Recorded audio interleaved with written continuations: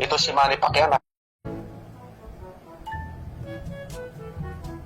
Ang plano ko, mamigay na naman tayo ng pagkain, bigas, para sa mga mahirap nating kababayan.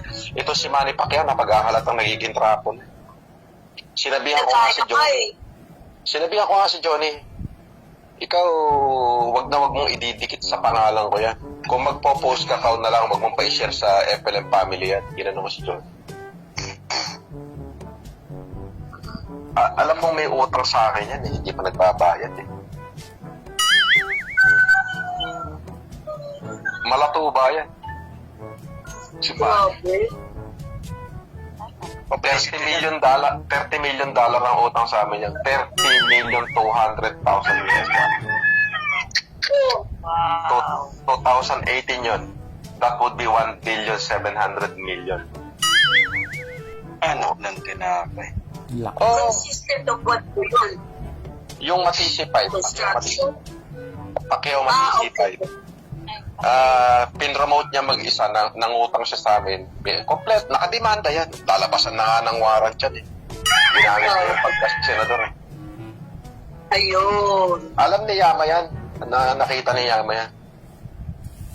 Nangako sa amin na titriplehin yung pera namin pagkatapos ng matisipay.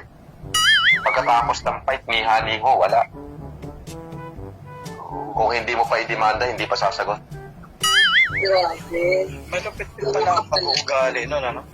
Oo.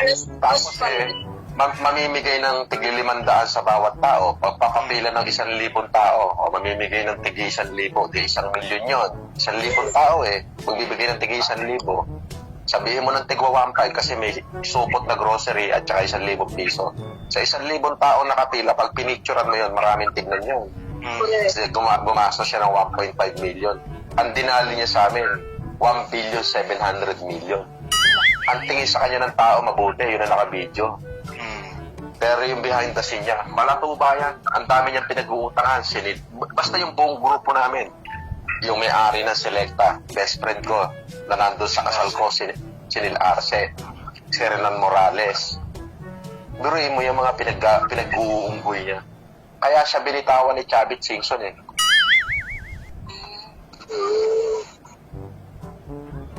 Ang lagi niya ipinangangako, may laban ako, makabayad ako agad, may laban ako, may laban. Senador pa ako, mga ganun. Biruin mo, para makabayad na lang sa amin ni Bernard Chong. Sabi ni Bernard, sige, i-endorse mo na lang yung Mobile Legend.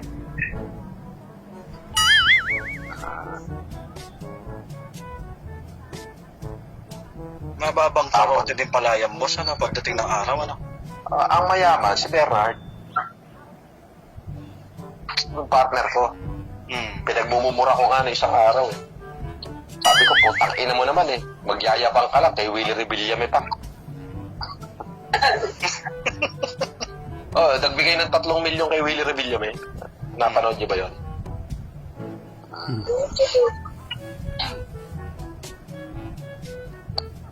Yung sa Wawawin? Oo. Ulo? Yun ang malupit. May-ari ng Tim Horton, World Balance. Kababata ko yan. Best man ko nung kasal ko. Opo. Hindi ba dati may utang sa inyo? Sino? Si Bernard Shaw. Hindi naman question yung pera sa amin dalawa. Hindi naman question sa amin dalawa yan eh. Kumbaga, hindi na namin pinag-uusapan yan pagka pera. Nung panahon kasi na yun, may nahiram siya sa akin 250 million.